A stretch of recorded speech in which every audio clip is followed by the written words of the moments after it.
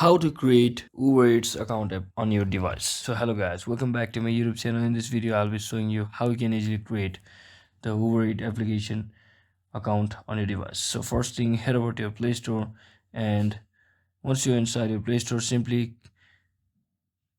search the UberEats food delivery option application, and just like this you simply need to install it from here if you haven't already, and wait for some time. And once it gets downloaded, you simply have to click on it and continue with the mobile number or Gmail account. So as you can see, I have successfully signed in with my Gmail account for my Uber application, and it will ask you to enter your first name and last name like this. And if you have a mobile number, you need to enter it according to your country, and you just simply have to click on I agree button over here and simply click on next, and boom, that is exactly how you can easily create.